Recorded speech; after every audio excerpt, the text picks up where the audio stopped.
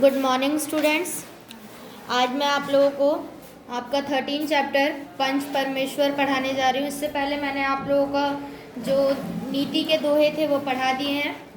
आज मैं आप लोगों को पंच परमेश्वर पढ़ाने जा रही हूँ। देखिए बच्चों, इसके रचयिता हैं, ये एक उपन्यास है, ठीक है। इसके रचयिता हैं मुंशी प्रेमचंद यानी कि लेखक, ठीक है, जिन्होंने परमेश्वर पंच को परमेश्वर कहानी में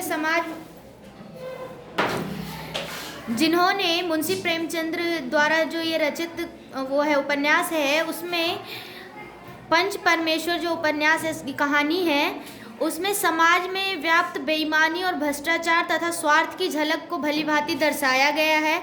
और इस कहानी के माध्यम से पंचायत न्याय प्रणाली का बहुत ही सजीव चित्रण किया गया है। कहानी में बताया गया है कि सच्चे न्याय के आड़े मित्र भाई तथा दूसरे रिश्ते नहीं आने चाहिए। तो मैं ये पढ़ने जा रही हूँ इस कहानी को, आप लोग ध्यान से देखेंगे और सुनेंगे। जुम्मन शेख और अलगू चौधरी में गाढ़ी मित्रता थी। साझे में खेती होती थी, यानी कि एक साथ दोनों खेती करते थे। कुछ लेन देन में भी साझा था। एक को दूसरे पर अटल विश्वास था। जुम्मन जब हज करने गए थे, हज होता है बच्चों की जैसे पूजा करने जाते हैं मंदिर में, उसी तरीके से मस्जिद में हज करने जाते हैं, तब अपना घर अलगू को सौंप गए थे। और अलगू जब कभी बाहर जाते तो जुम्मन पर अपना घर छोड़ देते थे। उनमें ना खान पान का व्यवहार था, ना धर्म का नाम, केवल विचार मिलते थे। मित्रता का मूल मंत्र भी यही है। मित्रता का मूल मंत्र क्या है बच्चों?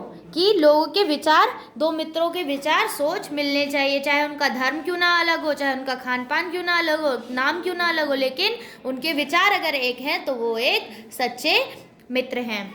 इस मित्रता का जन्म उस समय हुआ जब दोनों मित्र बालक ही थे और जुम्मन के पूज्य पिता जुमराती उन्हें शिक्षा प्रदान करते थे। अलगू ने गुरु जी की बहुत सेवा की थी। खूब रकाबियाँ माजी, रकाबिया होता है थाली, ठीक है, खूब प्याले धोए। अलगू के पिता पुराने विचारों के मनुष्य थे। उन्हें शिक्षा की अपेक्षा गुरु की सेवा शुश्रूषा पर अधिक विश्वास था। अर्थात कि जो अलगू के पिता थे उनको इस पर बहुत पुराने विचार के थे वो, और उनको इस बात पर ज़्यादा विश्वास था कि गुरु से शिक्षा प्राप्त करने की अपेक्षा उनकी सेवा करने से शिक्षा ज़्यादा प्राप्त होती है। वे कहते थे कि विद्या पढ़ने लिखने से नहीं आती, जो कुछ होता है गुरु के आशीर्वाद से, बस गुरु की कृपा दृष्टि चाहिए। अतएव यदि अलगू पर जुमराती शेख के आशीर्वाद अथवा सत्संग का कुछ फल ना हुआ तो यह मानकर संतोष कर लेते थे कि विद्या उसके भाग्य में ना थी तो कैसे आती। मगर जुम्मन शेख स्वयं आशीर्वाद के कायल ना थे। उन्हें अपने सोटे पर अधिक भरोसा था और उसी सोटे के प्रताप से आज आसपास के गांव में जुम्मन की पूजा होती है। उनके लिखे हुए रहनामे या बैनामे पर कचहरी का मुहर्रिर भी कलम ना उठा सका। हल्के का डाकिया, कांस्टेबल और तहसील का चपरासी सब उनकी कृपा की आकांक्षा रखते थे। अतएव अलगू का मान उनके धन के कारण था, जो जुम्मन शेख अपनी अनमोल विद्या से ही सबके आदर पात्र बने थे। जो जुम्मन था वो सबके आदर पात्र किससे बने थे? अपने व्यवहार से बने थे। और जो अलगू थे वो अपने पैसे से बने हुए थे। अलगू का जो मान था समाज में वो धन के कारण था, और जुम्मन का मान जो था समाज में वो अनमोल विद्या के कारण था। जुम्मन शेख की एक बूढ़ी खाला थी, खाला का अर्थ मौसी। उसके पास कुछ थोड़ी सी मिल्कियत थी। मिल्कियत होता है बच्चों जायदाद वगैरह, घर घराना था, ठीक है, थी, परंतु उसके निकट संबंधियों में कोई ना था। जुम्मन ने, या निकट संबंधियों में कोई ना था का अर्थ है ना उनका बेटा था कोई, ना बेटी थी। जुम्मन ने लंबे चौड़े वायदे करके वह मिल्कियत अपने नाम लिखवा ली थी। जब तक दान पत्र की रजिस्ट्री नहीं हुई थी तब तक खालाजान का खूब आदर सत्कार किया गया। उन्हें खूब स्वादिष्ट पदार्थ खिलाए गए। करीमन रोटियों के साथ कड़वी बातों के कुछ तेज तीखे सालन भी देने लगी। जुम्मन शेख भी निष्ठुर हो गए। अर्थात जब कागज़ की रजिस्ट्री हो गई जुम्मन के घर में, जो वो उनकी जायदाद थी, मिल्कियत थी खाला जान की, वो जब जुम्मन के नाम हो गई तो पहले तो उसका जो खाला जान है उसका बहुत ही इज्जत किया जाता था, खूब स्वादिष्ट पदार्थ खिलाए जाते थे, भोजन कराया जाता। लेकिन जब रजिस्ट्री हो गई मिल्कियत की, जुम्मन के नाम हो गया वो, तो उसके बाद उनको खाने के साथ, रोटियों के साथ कड़वी बातों को भी सुनना पड़ता था। तीखे सालन भी देने लगी उनकी जो जुम्मन की जो पत्नी थी। जुम्मन शेख भी निष्ठुर हो गए। अब बेचारी खाला जान को प्राय नित्य ही ऐसी बातें सुननी पड़ती थी। बुढ़िया न जाने कब तक जिएगी। 2-3 बीघे उसर क्या दिए, यानी कि उसरना होता है दे क्या दिए, मानो मोल ले लिया हो, यानी कि खरीद लिया हो। बघारी दाल के बिना रोटियां नहीं उतरती। जितना रुपया उसके पेट में झोंक चुके, उतने से तो अब तक गांव मोल ले लेते। कुछ दिन खाला जान ने सुना और सहा, पर जब ना सहा गया तब जुम्मन ने से शिकायत की। जुम्मन ने स्थानीय कर्मचारी गृह स्वामिनी के प्रबंध में दखल देना उचित ना समझा। यानी कि जुम्मन ने अपनी पत्नी के, गृह स्वामिनी कौन होती है, घर में जो पत्नी होती है, गृहिणी होती है, हाउसवाइफ होती है, उसको बोलते हैं। तो अपने पत्नी के इस प्रबंध में दखल देना उचित ना समझा। कुछ दिन तक और यूं ही रोध होकर काम चलता रहा। अंत में एक दिन खाला ने जुम्मन से कहा, बेटा तुम्हारे साथ मेरा निर्वाह ना होगा, यानी कि गुजारा नहीं होगा। तुम मुझे रुपए दे दिया करो, मैं अपना पका खा लूँगी, यानी कि तुम मुझे रुपए दे दो, मैं अलग से ही अपना बना खा लूँगी। जुम्मन ने धृष्टता के साथ उत्तर दिया, रुपए क्या यहाँ फलते हैं? खाला ने नम्रता से कहा, मुझे कुछ रूखा सूखा चाहिए भी कि नहीं? जुम्मन ने गंभीर स्वर में जवाब दिया, तो कोई यह थोड़े ही समझता था कि तुम मौत से लड़कर आई हो। खाला बिगड़ गई, उसने पंचायत करने की धमकी दी। जुम्मन हंसे, जिस तरह कोई शिकारी हिरन को जाल की तरफ जाते देखकर मन ही मन हंसता है, वह बोला, हाँ जरूर पंचायत करो, फैसला हो जाए। मुझे भी यह रात दिन की खटपट पसंद नहीं है। यानी कि जो खाला है वो पंचायत करने की सोचती है और पंचायत में जाने की सोचती है कि ये बात मैं पंचायत में बताऊंगी कि जुम्मन ने सारी मिल्कियत अपने नाम करवा के मुझे खाने पीने पर आफत डाल रहा है। पंचायत में किसकी जीत होगी? जुम्मन कहता है पंचायत में किसकी जीत होगी, इस विषय में जुम्मन को कुछ भी संदेह ना था।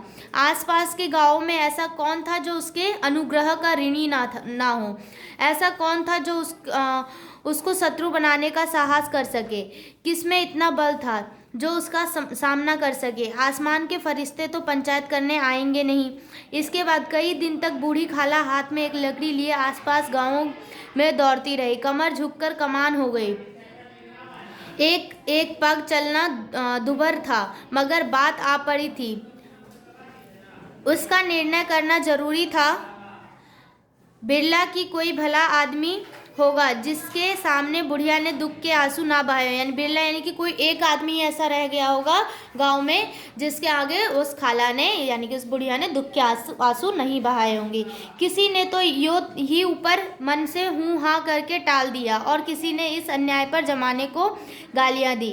चारों ओर से घुमाकर बेचारी अलगू चौधरी के पास आई, लाठी पटक दी और दम लेकर बोली, बेटा तुम भी दम भर के लिए मेरे पंचायत में चले आना। मुझे बुलाकर क्या करोगी? अलगू बोलता है, मुझे बुलाकर क्या करोगी? कई गांव के आदमी तो आएंगे ही। अपनी विपदा तो सबके आगे रो आई, अब आने का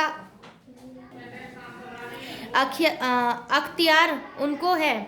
यो आने को आ जाऊं, मगर पंचायत में मुंह ना खोलूंगा।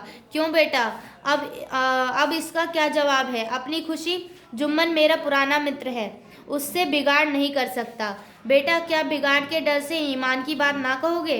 अलगू इस सवाल का कोई उत्तर ना दे सका, पर उसके हृदय में ये शब्द गूंज रहे थे। संध्या समय एक पेड़ के नीचे पंचायत बैठी। शेख जुम्मन ने पहले से ही फर्श बिछा रखा था, यानी कि चटाई वगैरह बिछा रखी थी। उन्होंने पान, इलायची, हुक्के, तंबाकू आदि का प्रबंध भी किया था। हाँ, वे स्वयं अलबत्ता अलगू चौधरी के साथ जरा दूरी पर बैठे हुए थे। पंच लोग बैठ गए तो बूढ़ी खाला ने उनसे विनती की, पंचों, आज 3 साल हुए मैंने अपनी सारी जायदाद अपने भांजे जुम्मन के नाम लिख दी थी। इसे आप लोग जानते ही होंगे। जुम्मन ने मुझे रोटी कपड़ा देना कबूल किया। साल भर तो मैंने इसके साथ रो धोकर काटा, पर अब रात दिन का रोना नहीं सहा जाता। मुझे ना पेट की रोटी मिलती है, ना तन का कपड़ा। बेबस बेवा हूँ, कचहरी दरबार नहीं कर सकती। तुम्हारे सिवा और किसे अपना दुख सुनाऊंगी। जो ये खाला है वो पंच से ये बात कहती है। तुम लोग जो राह निकाल दो। उसी पंच होते हैं गांव के 5-6 लोग, मतलब 8-10 लोग मिलके आपस में बातें करते हैं, उनके सामने बात रखी जाती है। ठीक है, तो खाला उनके सामने अपनी बात रखती है। जुम्मन में बुराई तो देखो, तो उसे समझाओ क्यों एक बेबस की आह लेता है। मैं पंचों का हुक्म सिर माथे पर चढ़ाऊंगी, खाला ऐसा कहती है। रामधन मिश्र, जिनके कई असामियों को जुम्मन ने अपने गांव में बसा लिया था, बोले, जुम्मन मियाँ किसे पंच बदते हो, अब तो इसका निपटारा कर लो, फिर जो कुछ पंच कहेंगे वही मानना पड़ेगा। जुम्मन को इस समय सदस्यों में विशेषकर वही लोग दिख पड़े जिससे किसी न किसी का कारण वैमनस्य था। बोला, पंचों का हुक्म अल्लाह का हुक्म है, खाला जान जिसे चाहे उसे बंदे, मुझे कोई उज्र नहीं। खाला ने चिल्लाकर कहा, अरे अल्लाह के बंदे, पंचों का नाम क्यों नहीं बता देता, कुछ मुझे भी तो मालूम हो। जुम्मन ने क्रोध से कहा, अब इस वक्त मेरा मुंह न खुलवाओ, तुम्हारी बन पड़ी है, जिसे चाहो पंच बदो। यानी कि पंच किसे बोलना चाहती हो, किसकी बात आप मानोगी, उनमें से गांव के लोगों में से किसी को खड़ा करो। खाला जान जुम्मन के आक्षेप को समझ गई, बोली, बेटा खुदा से डरो, पंच ना किसी के दोस्त होते हैं और ना किसी के दुश्मन। कैसी बात कहते हो, और तुम्हारा किसी पर विश्वास ना हो तो जाने दो। अलगू चौधरी को तो मानते हो, लो मैं उसी को सरपंच बदती हूँ, यानी कि उसी की बात मानूंगी और मैं उसी को सरपंच बदती हूँ। जुम्मन शेख आनंद से फूल उठे, परंतु भावों को छिपाकर बोले, अलगू ही सही, मेरे लिए जैसे रामधन वैसे अलगू। अलगू इस झमेले में फंसना नहीं चाहते थे। वे कन्नी काटने लगे, बोले, खाला तुम जानती हो कि मेरी जुम्मन से गाढ़ी दोस्ती है। खाला ने गंभीर स्वर में कहा, बेटा दोस्ती के लिए कोई अपनी ईमान नहीं बेचता है, पंच के दिल में खुदा बसता है, पंचों के मुंह से जो बात निकलती है वह खुदा की तरफ से निकलती है। अलगू सरपंच हुए।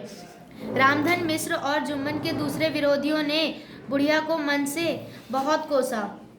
हमसे जो भी कुछ बन पड़ा तुम्हारी सेवा करते रहे, मगर इस समय तुम और बूढ़ी खाला दोनों हमारी निगाह में बराबर हो। तुमको पंचों से कुछ अर्ज करनी हो करो।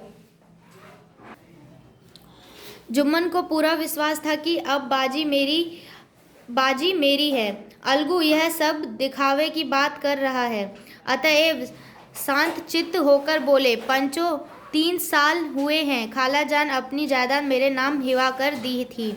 मैंने उन्हें अतएव जो अवएज में खाना कपड़ा देना कबूल किया था। खुदा गवाह है, आज तक मैंने खाला जान को कोई तकलीफ नहीं दी है। मैं उन्हें अपनी माँ के समान समझता हूँ। उनकी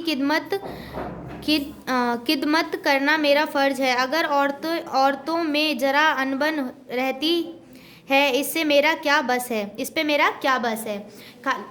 जुम्मन ऐसे बोल देता है पंच के सामने, खाला जान मुझसे माहवार खर्च अलग मांगती है, यानी कि महीने का खर्च अलग मांगती है, ऐसे बोल देता है जुम्मन पंचों के सामने।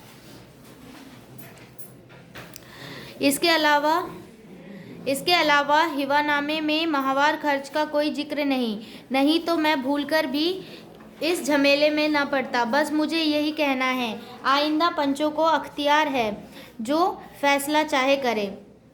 अलगू चौधरी को हमेशा कचहरी से काम पड़ता था, अतएव वह पूरा कानूनी आदमी था।